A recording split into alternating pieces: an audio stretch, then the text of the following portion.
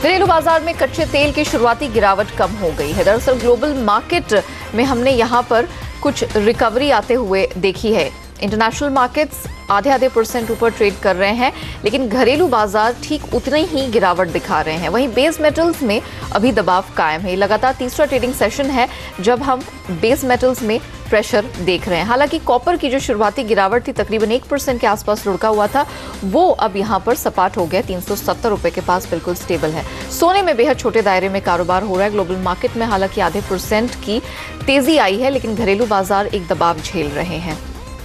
इसके अलावा चांदी में भी हमने सुबह के सत्र में एक प्रेशर देखा था, लेकिन यहां पर रिकवरी के बावजूद इंटरनेशनल मार्केट में घरेलू बाजार दबाव झेल रहे हैं। एग्री कमोडिटी मार्केट में खाने के तेलों में मजबूती दिख रही है।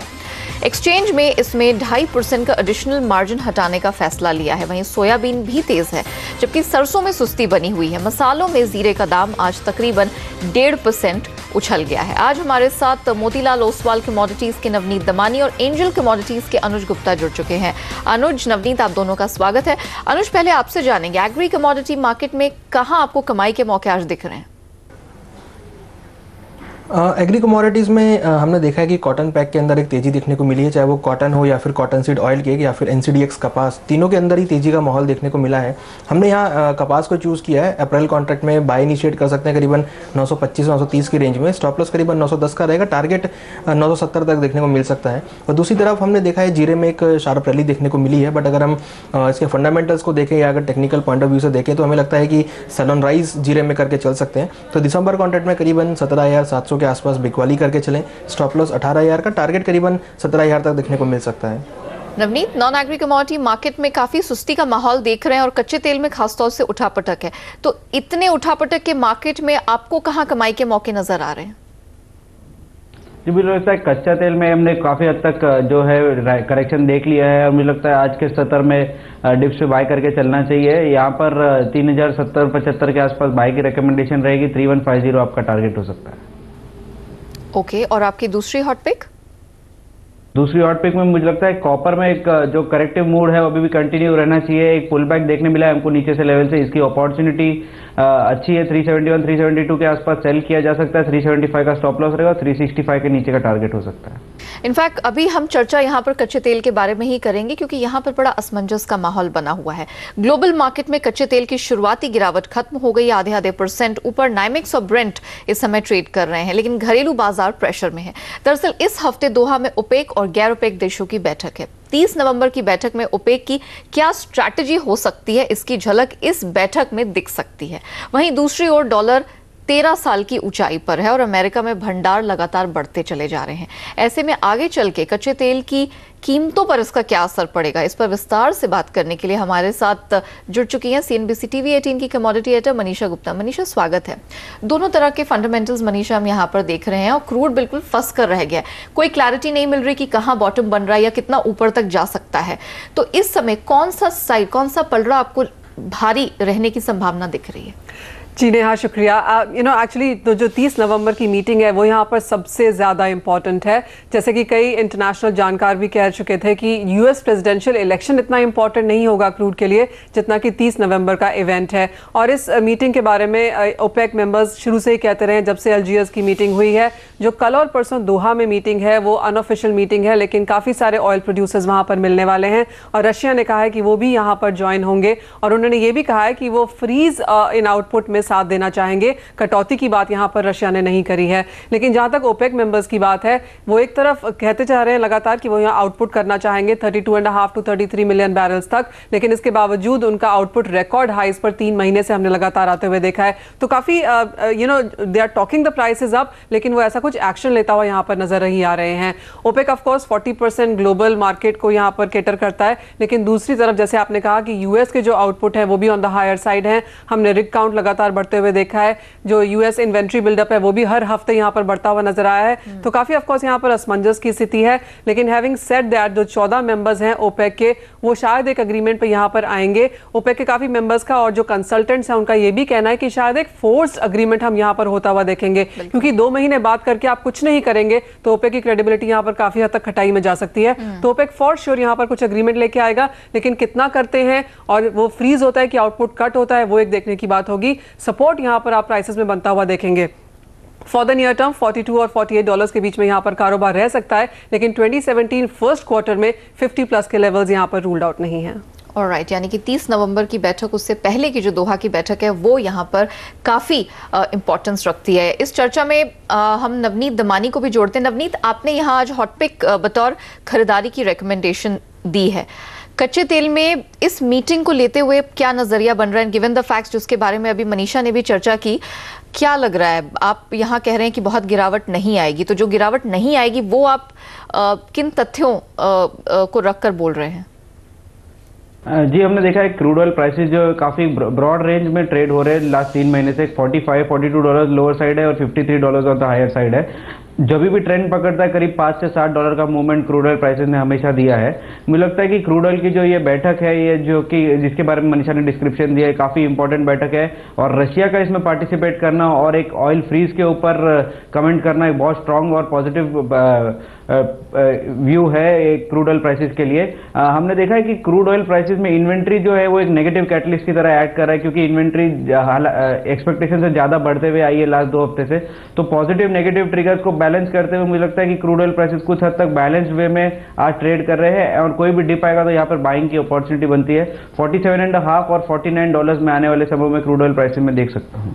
नवनीत, एक सवाल मैं पूछना चाहूंगी, आईईए लगातार यहाँ पर ऑयल मार्केट्स की रीबैलेंसिंग को लेकर सवाल खड़े कर रहा है। उनको नहीं लगता है कि 2017 के भी फर्स्ट हाफ तक ऐसा कुछ अचीव होता हुआ दिखेगा। इनफैक्ट वो सेकेंड हाफ में कुछ रीबैलेंसिंग की संभावना देख रहे हैं। इसको देखते हुए आपको क्या लगता है कि फिर कच्चा तेल किस दायरे में ट्रेड कर सकता है? जी, जैसा कि मनीषा ने बताया कि ये जो ब्रॉडर रेंज है 42 से लेके 47-48 डॉलर तक हो सकती है, बट आने वाले समय में 50 डॉलर्स के प्लस के लेवल एक स्टेबल भाव हो जाएंगे। और नेक्स्ट क्वार्टर की अगर हम बात करें तो 50 एक बेस प्राइस जैसा भी एक्ट कर सकता है। अपसाइड पोटेंशियल 57-58 डॉलर्स तक भी एक्सटेंड हो सकते हैं। नवनीत, एक सवाल मैं यहाँ पर जानना चाहूंगी, ट्रंप एडमिनिस्ट्रेशन को लेकर यहाँ पर काफ़ी ज़्यादा गहमा गहमी है कि जिस तरह की उनकी एनर्जी पॉलिसीज़ हैं उनको लेकर काफ़ी ज़्यादा असमंजस है कि वो यहाँ पर जो अमेरिकी तेल प्रोडक्शन कंपनीज़ है उनको बढ़ावा देंगे और उनकी जो वर्ल्ड जो क्लाइमेट यहाँ पर ट्रीटीज़ हैं उनको लेकर भी काफ़ी जो अप्रोच है उनका वो बहुत कड़ा है। इन सब को देखते हुए आपको क्या लगता है, क्या कच्चे तेल की कीमतें इससे भी इम्पैक्टेड होंगी या इसमें अभी कुछ समय है? जी, ये सब जो भी हम डिस्कस कर रहे हैं वो एक स्पेकुलेटिव वो है, क्योंकि हमने ऐसा तेजी बेस मेटल में भी आते हुए देखा कि $500 मिलियन का इन्वेस्टमेंट आएगा और उसके चलते लास्ट वीक में काफी तेजी देखने मिली है। तो ये जो भी कुछ है दिस इज ऑन पेपर, जब तक ये एक्चुअली कन्वर्ट नहीं होगा it's very difficult to watch कि कितना इम्पैक्ट आ सकता है आने वाले समय में क्रूड ऑयल प्राइसेस के ऊपर। और दूसरी बात करें तो क्रूड ऑयल करीब काफी हद तक काफी रिस्क जो है यूएस में वो आज की तारीख में ऑपरेटिव नहीं है। तो मुझे लगता है कि पहले उनको ऑपरेटिव होना पड़ेगा और फिर जाके जब प्रोडक्शन राइज होगा तब प्रोडक्शन में थोड़ा बहुत प्रेशर देखने मिलेगा। बट आने वाले समय में 1 से 2 क्वार्टर के आसपास का टाइम में ऐसा नहीं नजर आ रहा है कि प्राइसेस 50 to 60 डॉलर के ऊपर की रेंज में सस्टेन कर पाएंगे।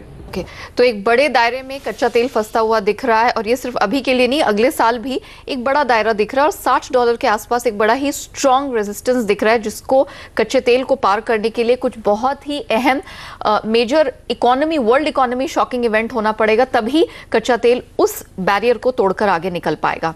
चलिए अब यहां से रुक करते हैं मंडी की खबरों का।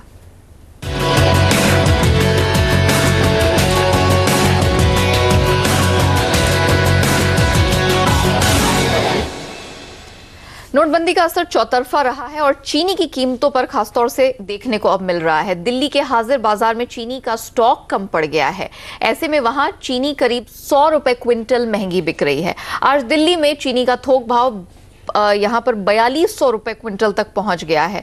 गौर करने वाली बात यह है कि यूपी की मिलों में पेराई जोरों पर हो रही है, बावजूद इसके चीनी महंगी मिल रही है। हमारे साथ एंजल कमोडिटीज के अनुज गुप्ता बने हुए हैं। अनुज, इस सब सिनेरियो को देखते हुए नोटबंदी, क्योंकि हम देख रहे हैं हर एक इकोनॉमी हर एक सेक्टर को असर डाल रही है, कीमतें यहां से कितना और इजाफा दिखा सकती हैं और करना क्या चाहिए? देखिए, सबसे बड़ी बात अगर हम देखें तो शुगर में एक्सचेंज की तरफ से मार्जिन ऑलरेडी है यहाँ पर काफ़ी ज़्यादा, तो मुझे लगता नहीं है कि फ्यूचर्स मार्केट का कुछ ज़्यादा बड़ा रोल रहेगा। हालांकि हमने देखा है कि स्पॉट मार्केट में भाव बढ़े हैं क्योंकि नोटबंदी की वजह से जो भाव हैं वो बढ़ते हुए दिखाई दिए। हमने नमक के अंदर भी यही देखा था और आटे के अंदर भी हमने दिल्ली में देखा था कि भाव बढ़ते हुए नजर आए थे। तो एक मिनिजक रिएक्शन यहाँ पर देखने को मिला है। हालांकि जो फंडामेंटल साइड है या फिर अगर हम जो फंडामेंटल फैक्टर देखें तो अभी भी पेराई चालू है, तो कहीं ना कहीं जो स्टॉक है वो पर्याप्त है। मुझे लगता नहीं है कि इतने ज़्यादा भाव बढ़ने चाहिए, मगर ये जो रिएक्शन है ये वेरी शॉर्ट टर्म है। जब क्लैरिटी इसके ऊपर आएगी तो मुझे लगता है कि भाव नीचे आते हुए दिखाई देंगे। मगर फिलहाल नोटबंदी की वजह से जो भाव है वो ऊपर की तरफ जाते हुए दिखाई दिए। लोगों ने स्टॉक करना चालू किया है क्योंकि हो सकता है कि आने वाले टाइम में और कुछ प्रॉब्लम लोगों को देखने को मिल सकती है, क्योंकि हमने देखा है कि कहीं ना कहीं नोटबंदी की वजह से जो व्यापार है, अगर हम रिटेल मार्केट की बात करें तो रिटेल मार्केट में जो व्यापार है वो खत्म होते हुए दिखाई दिए हैं। जो ट्रेडर्स लोग हैं उनकी जो शॉप्स हैं वो खाली होती हुई दिखाई दी हैं। मुझे लगता है कि एक upside momentum very short term point of view से यहाँ पर देखने को मिल रहा है। वक्त तो चला एक छोटे से ब्रेक का, लेकिन कहीं मत जाइए। ब्रेक के बाद जब लौटेंगे तब अनुज और नवनीत देंगे कमोडिटी से जुड़े आपके सारे सवालों के जवाब।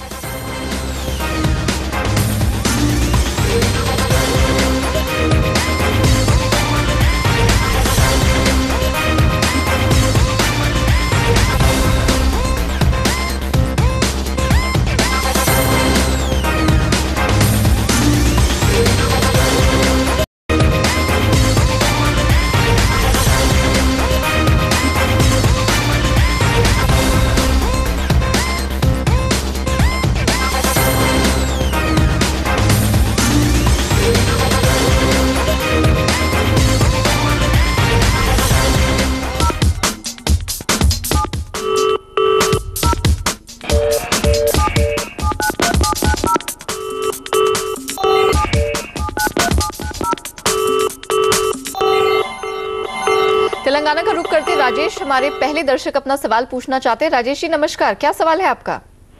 मैडम जी नमस्ते। मैडम नमस्ते। मैडम जी मुझे सोयाबीन और गवार में निवेश करने का टाइम बताइए मैडम। बोले तो कौन सा रेट पे निवेश कर सकते हैं? आप जब निवेश की बात कर रहे हैं तो कितना लंबा? Madam 3 months. 3 months, okay, that's a very big time. Anuj क्या कहेंगे? पहले सोयाबीन के बारे में बात करते हैं और फिर ये ग्वार में भी इंटरेस्टेड है एक बड़ा पैसा लगाने में और रुक सकते हैं, 2 से 3 महीना रुक सकते हैं। देखिए, दोनों ही कमोडिटीज़ में हमने देखा है पिछले 2 दिनों में एक बाउंस बैक आता हुआ दिखाई दिया है। हालांकि अगर हम सोयाबीन की बात करें तो सोयाबीन में भी कल हमने एक शार्प रैली आते हुए देखी थी, शॉर्ट कवरिंग आते हुए देखी थी और लोअर लेवल से एक बाइंग एक्टिविटी आते हुए देखी थी। अगर हम टेक्निकल लैंग्वेज में देखें तो यहाँ वॉल्यूम्स बढ़ते हुए दिखाई दिए थे। हालांकि जो उसकी क्रॉप है सोयाबीन की वो नवंबर एंड तक और दिसंबर में आती हुई दिखाई देगी, तो हो सकता है कि उस टाइम भाव नीचे आते हुए दिखाई दे। मगर अगर हम देखें तो सोयाबीन ईयर लोस पे चल रहा है, तो मुझे लगता है कि एक अच्छा लेवल है इसमें। अगर ये भाव इनको करीबन नीचे 3000 के आसपास मिलते हैं तो बाय इनिशिएट कर सकते हैं। जैसा कि इनका व्यू 3 महीने का है, तो मुझे लगता है कि अगर ये 3000 के आसपास लेते हैं तो इनको 3400 से लेकर 3500 तक की रेंज में एग्जिट करने का मौका मिलेगा। नीचे करीबन 2800 रुपये का ये स्टॉप लॉस लगा सकते हैं। और अगर ग्वार सीड को देखें तो हमने ग्वार में भी कल एक काफ़ी अच्छा बाउंस बैक आते हुए देखा है। मुझे लगता है कि ग्वार के अंदर जो अब प्राइस हैं वो बॉटम आउट होते हुए दिखाई दिए हैं। इनिशियली जो हम टारगेट देख रहे हैं करीबन 3500 रुपये तक देखने को मिल सकता है। तो ग्वार के अंदर भी मुझे लगता है कि करंट लेवल से बाय इनिशिएट की जा सकती है। 200 से 250 रुपये की रैली ग्वार में देखने को मिल सकती है। जैसा कि इनका 3 महीने का व्यू है, तो मुझे लगता है कि लोअर लेवल्स पे है, तो दोनों ही कमोडिटीज को बाय इनिशिएट की जा सकती है। ओके नवनीत, अगला सवाल आपके लिए है। बीरल ने हमें व्हाट्सएप के जरिए अपना सवाल भेजा है। ये जानना चाहते हैं कि चांदी एक लॉट इन्होंने 41,000 से उठाई है, तो अब क्या करना चाहिए गिवन द फैक्ट कि सोने के साथ साथ चांदी में भी हमने काफी समय से प्रेशर देखा है। इनके भाव पर क्या अभी इन्हें जितने भी प्रॉफिट्स मिल रहे हैं उसमें निकल जाएं? जी नहीं, मुझे लगता है कि चांदी एक बहुत अच्छा इन्वेस्टमेंट है और 41,000 के भाव पे काफ़ी अच्छे लेवल पे इनको चांदी मिली है। अगर इनका बहुत शॉर्ट टर्म बेट है, अगर 1-2 दिन के लिए ट्रेड करें तो 40,700 का स्टॉप लॉस मेंटेन करना चाहिए और अपसाइड के लिए वेट करना चाहिए। अगर मीडियम टर्म बेट है तो 40,300 इनका आइडियल स्टॉप लॉस रहेगा। आने वाले समय में 42,500 के भाव देख सकते हैं। ग्वालियर का रुख करते हैं, विजय कुमार हमारे साथ फोन लाइन पर जुड़ चुके हैं। कुमार साहब नमस्कार, किस कमोडिटी में जानकारी चाहते हैं आप? विजय जी आपको आवाज आ रही है? चलिए, विजय जी को हमारी आवाज नहीं आ रही, लेकिन व्हाट्सएप के जरिए इन्होंने अपना सवाल भी हमें भेजा था। वंस अगेन अनुज, ये सवाल ग्वार में है। 3400 के भाव से 5 लॉट उठाए हैं। आपने कहा कि आप टारगेट इसमें 3500 तक का देख रहे हैं जाते, कोई स्टॉप लॉस इन्हें रेकमेंड करेंगे मीनवाइल? देखिए इनिशियली मुझे लगता है कि आने वाले एक हफ्ते में इसमें एक रैली कंटिन्यू रहेगी। नीचे मुझे लगता है कि करीबन 3110 3100 के आसपास ये स्टॉप लॉस लगा सकते हैं और 3500 के आसपास जाए तो वहाँ प्रॉफिट बुक कर सकते हैं, क्योंकि हमने देखा है अगर हम टेक्निकल चार्ट से अगर हम ट्रेंड की बात करें तो भाव 3500 के आसपास एक स्ट्रॉन्ग रेजिस्टेंस फेस कर रहे हैं और अगर 3500 के ऊपर वीकली बेसिस पर चार्ट क्लोज होते हैं तो हम एक अच्छी रैली देखेंगे। अदरवाइज 3500 के आसपास मुझे लगता है कि भाव वहाँ रुकते हुए नजर आएंगे, तो 3500 के आसपास ये अपना प्रॉफिट बुक कर सकते हैं और 3100 का स्टॉप लॉस लगा सकते हैं। महेश जी हमारे साथ पंजाब से फोन लाइन पर जुड़ चुके हैं। सर नमस्कार, क्या सवाल है आपका? मैडम क्रूड ऑयल बाय किए हुए थे 3100 पे 5 लोड। ओके, 5 लॉट 3100 पे कच्चे तेल के लिए हैं। बाइंग की रिकमेंडेशन बतौर हॉट पिक आज नवनीत ने यहाँ पर दी है। नवनीत, इनके लेवल पर आप क्या सलाह देंगे? जी मैं क्रूड ऑयल में अभी भी बाय का ही रुख मेंटेन करूंगा। 3075 के आसपास अगर इनको चाहिए तो पोजीशन एवरेज कर सकते हैं। 3025 का स्टॉप लॉस मेंटेन करना चाहिए और टारगेट 3150 के आसपास देख सकते हैं। ओके, तो बने रहने की रिकमेंडेशन है। इसी नोट पर हम रुकते एक छोटे से ब्रेक के लिए, लेकिन कहीं मत जाइएगा, सवाल जवाब का सिलसिला ब्रेक के बाद भी जारी रहेगा।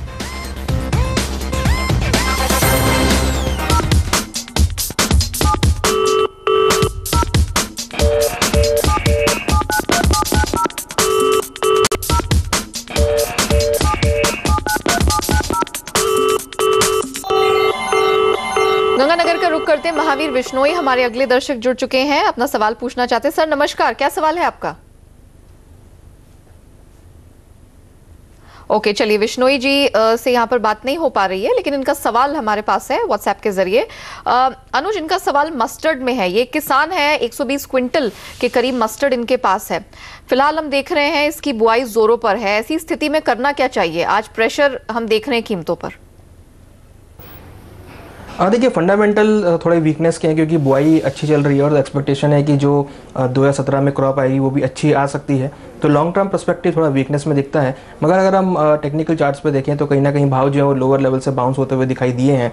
हालांकि किसान है तो डेफिनेटली इनका जो व्यू होगा वो लॉन्ग टर्म के लिए रहेगा। तो मुझे लगता है कि अभी जो भाव चल रहे हैं ये यहाँ से भाव थोड़े और ऊपर आ सकते हैं, करीबन 4050 रुपये तक, तो वहाँ पर एग्जिट कर लें, क्योंकि जब नई क्रॉप मार्केट में हिट करेगी तो एक सेलिंग प्रेशर यहाँ पर आता हुआ दिखाई देगा। तो हो सकता है कि भाव फिर 4200 रुपये तक आते हुए दिखाई दें।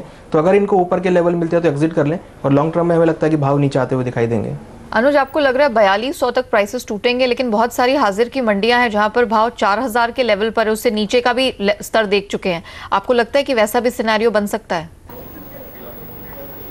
बिल्कुल, क्योंकि हम देखें तो इस बार जो क्रॉप है वो काफ़ी ज़्यादा है और हमने देखा है कि कहीं ना कहीं जो सेलिंग प्रेशर है वो यहाँ पर आता हुआ दिखाई दिया है। और हमने रिसेंटली देखा था कि भाव करीबन 4700 रुपये तक गए थे और वहाँ से तेज़ी से भाव नीचे गिरते हुए दिखाई दिए हैं। और दूसरी बड़ी बात, अगर हम देखें तो पूरे ग्लोबल में जो USDA रिपोर्ट है उसके अकॉर्डिंग भी अगर हम देखें तो ग्लोबल प्रोडक्शन ऑयल सीड का काफ़ी ज़्यादा है। तो मुझे लगता नहीं है कि ऑयल सीड के अंदर ज़्यादा तेज़ी देखने को मिलेगी। एक सेलिंग प्रेशर ऑयल सीड में रहेगा, तो मुझे लगता है कि RM सीड के अंदर भी उसका इफेक्ट देखने को मिलेगा और भाव नीचे आते हुए दिखाई देंगे।